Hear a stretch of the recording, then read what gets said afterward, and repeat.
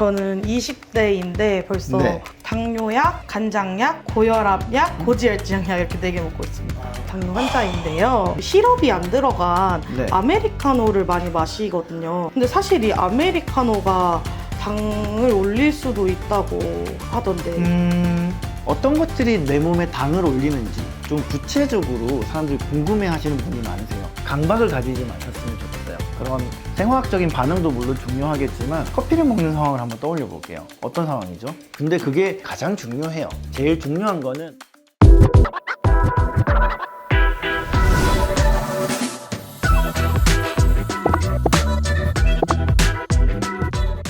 자, 오늘의 내담자분께서는 지금 상당히 진지한 표정으로 앉아 계시는데요. 오늘은 어떤 문제를 갖고 오셨을까요? 저는 20대인데 벌써 네. 당뇨를 진단받은 당뇨 환자인데요. 네, 지금 수치는 제가 당뇨를 진단받은 지 3년 정도 지났고 작년에 당화혈색소 7.5%로 위험하다는 진단을 받았습니다. 그러면 드시고 계시는 약은 어떤 게 있을까요? 당뇨약, 간장약, 고혈압약, 고지혈증약 이렇게 4개 먹고 있습니다. 고지혈증 약까지 드시고 계시고 네. 원장님 제가 네. 궁금한 게 있는데요. 네. 사실 제가 20대인데 네. 당뇨가 빨리 와서 이 당뇨가 원인이 저희 가족력인지 궁금하거든요. 자, 가족 중에 혹시 당뇨 환자분이 있으시죠? 네, 외갓집 어머니랑 외할아버지 모두 당뇨가 있으세요. 자, 우리가 어느 정도 유전력은 있다라고 얘기를 해요. 근데 제가 예전에 봤던 남자 환자분인데 진짜 30대 초반이야. 이분이 고지혈증이 있네? 매달 이렇게 또 건강검진하고 또 중간에 팔로우 해가면서 데이터를 체크를 했는데도 해결이 안 되니까 오신 거예요. 그래서 이 사람을 쭉 이렇게 가족력을 히스토리 테이킹을 쭉 해봤더니 핵심이 딱 걸린 거야. 1일 1콜라. 콜라 먹으면서 고지혈증 좋아지기를 기대했던 거야. 고지혈증 약을 자꾸 쓸 일이 아니라 콜라를 끊게 하는 게 사실 핵심이었어요. 이 당뇨라는 것이 소위 1형 당뇨라고 하는 선천성 당뇨를 제외하고는요, 2형 당뇨라고 하는 것들은 생활습관병이라고 보시면 돼요. 생활습관병으로 조금씩 진행이 된 것들이니까 내 습관도 좋은 습관을 만들어서 조금씩 내 몸을 개선시켜 나가야지라고 생각하시고, 그래서 식이습관 조절이 가장 중요해요. 그래서 대부분 시럽이 안 들어간 네. 아메리카노를 많이 마시거든요. 예. 근데 사실 이 아메리카노가 당을 올릴 수도 있다고 하던데. 아마 아메리카노를 보고 혈당이 오르는지 한번 보시면 확인하실 수 있을 텐데, 저는 아메리카노를 먹는 것 자체가 혈당을 올리는 핵심이라고 생각하지는 않아요. 그런 생화학적인 반응도 물론 중요하겠지만 내가 커피를 먹는 상황을 한번 떠올려 볼게요. 어떤 상황이죠? 피곤한 열심히 일해야 되는 상황이에요. 또는 아침에 편안하게 커피 한 잔, 이 정도는 저는 괜찮다고 생각해요. 근데 우리가 아이스 아메리카노를 오후만 되면 벤티 사이즈로 드시는 분들을 보면 이미 스트레스는 여기 끝까지 차 있고 이걸 먹어서 겨우겨우 버티는 것 같아요. 오히려 이 카페인으로 인해서 내 몸에 과학 활성화시킨다 그럴까요? 내 몸을 오버드라이브 해주는 것들이 더 문제지 않을까. 스트레스를 견디는 그 힘이 오히려 떨어지니까 내가 당 떨어진 것처럼 느끼게 되고, 그러면 또 우리 주변 애들 뭐가 많으시잖아요. 그래서 입안을 하나씩 까드시게 되고, 그러시면서 오히려 혈당의 변동이 더 커지는 경향들이 나타나는 것 같아요. 그러면요, 원장님. 네, 저는 그럼 당 걱정 없이 어떤 음료를 먹어야 하나요? 물만 드세요. 뭐 흔히 먹는 보리차나 설탕이 들어가지 않는 차 종류, 보이차, 녹차 다 저는 추천을 드립니다. 요즘에는 어떤 것들이 내 몸에 당을 올리는지 좀 구체적으로 사람들이 궁금해 하시는 분이 많으세요. 이건 먹어도 되나요? 저건 먹어도 되나요? 글쎄요. 늘 저도 소위 이제 체질적인 식단이라고 할까요? 태음인, 소음인, 소양인, 태양인 이렇게 흔히들 체질로 알려진 음식을 예전에는 권했어요. 요즘에는 다행히 24시간 혈당을 측정할 수 있는 기기가 있어요. 그래서 몸에 붙여 놓으시고요.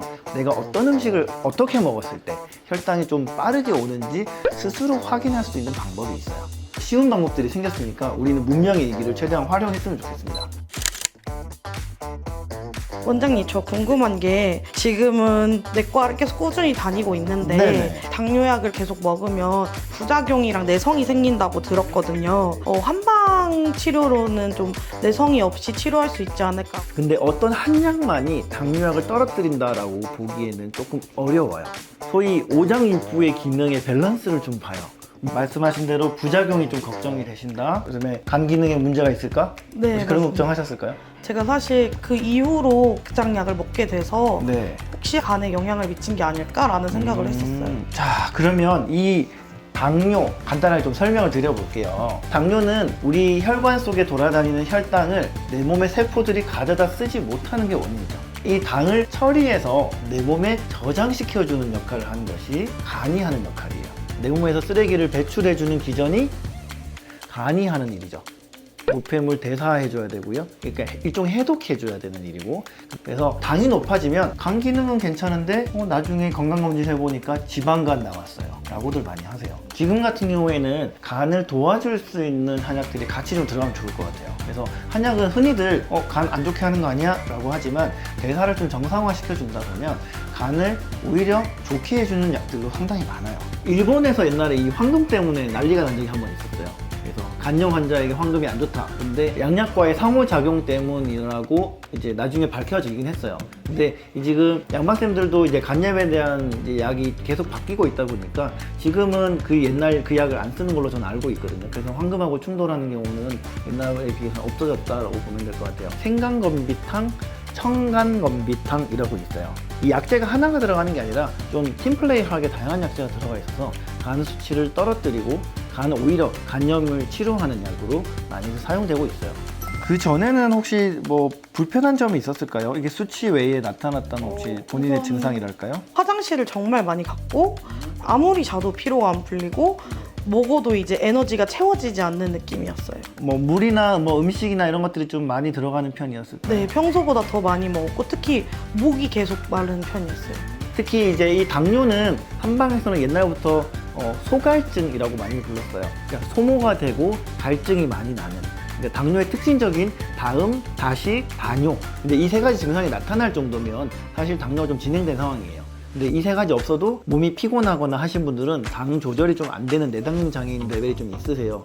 그 정도만 돼도 한약을 좀 체질에 잘 맞게 쓰면 되는데 특히 소양인에게 있어서의 당뇨는 조금 더 명시적으로 체질 처방이 나와 있어요. 상소증, 중소증, 하소증으로 나누는데 상소는 특징적으로 입이 잘 마르는 상황, 중소는 음식이 자꾸 소모되는 상황, 먹었는데 늘 피곤하고 에너지 생성은 잘 안 되는 것 같은, 그 다음에 하소증에 대한 소변이 너무나 많이 나가는 처방들이 있어요. 그래서 상소증 처방은 양격산화탕이라는 약이 있고요. 중소증 처방은 인동등 지골피탕이라고 있고요. 하소증 처방은 숙지황 고삼탕이라고 있어요. 양약이 무조건 좋아, 한약이 무조건 좋아, 이게 아니라 양약이 하던 일을 우리가 보완해 줄 수 있는 역할이 항상 있죠. 그러면 우리가 같이 팀플레이 좀 하면 돼. 좀 급한 거는 좀 양약으로 불 좀 끄시고요. 그 다음에 나머지들이 좀 해결이 안 돼 라고 하신다면 한의원 좀 방문하셔서 처방 받으시면 좋을 것 같아요. 몇 가지 좀 더 할 말이 있긴 한데 당뇨는 진짜 운동이 중요해요. 진짜 중요해요. 원장님, 제가 지금은 웨이트랑 필라테스를 같이 하고 있는데 네, 많이 하시네요. 근력 운동이 더 중요한 거예요? 유산소 운동이 더 중요한 거예요? 아니면 따로 방법이 있나요? 우선은 두 가지 다 필요하세요. 어떤 걸 더 많이 할지는 상황에 따라 좀 다를 것 같아요. 당을 어떻게 하면 잘 쓸 수 있게 해주는가가 당뇨 치료의 핵심이겠죠. 당을 쓸 수 있는 공장을 만들어주는 것, 즉 근육을 많게 하는 것. 그래서 이 근육이 인슐린의 신호에 의해서 혈당을 근육 세포 내로 가져갈 수 있게끔 도와줘야 돼요. 그 부분이 해결이 안 되면 소위 말하는 내당능 장애가 되고요. 그 다음에 심해지면 당뇨로 진행이 되는 거죠. 그래서 왜 우리 운동하면 당뇨 좋아진다고 말씀을 많이 하시죠. 실제로 근육의 대사가 정상적이게 돼서 이 혈당을 쓸 수 있게 도와주게 하는 게 제 목표라고 보시면 돼요. 그러니까 근육량을 좀 넓혀주는, 이거는 좀 길게 보고 가시는 의미라고 보시면 될 것 같고요. 유산소는 당장의 당을 좀 소모하겠다라는 의미에서 유산소 운동을 해주실 것이 필요해요. 제일 중요한 거는 꾸준히 재밌게 해요. 그래서 그 시간을 꼭 정하지 않았으면 좋겠어요. 30분일 수도 있고요, 1시간일 수도 있고 2시간일 수도 있어요. 그런데 당뇨가 있으신 분들은 피곤해 하세요. 그래서 무작정 운동량을 한 번에 많이 하려고 당뇨를 당불에 뽑아버리겠어, 이렇게 하시면 실패하세요. 체력이 너무 없는 날은 충분히 주무시고요. 너무 운동에 대해서 강박을 가지지 마셨으면 좋겠어요. 오늘 젊은 당뇨에 대해서 여러 가지 이야기를 나눠봤는데요. 여러분의 건강 고민을 날려주는 한방이 되었기를 바라면서요. 한방 입구형 다음에도 다양한 주제를 가지고 오도록 하겠습니다. 감사합니다.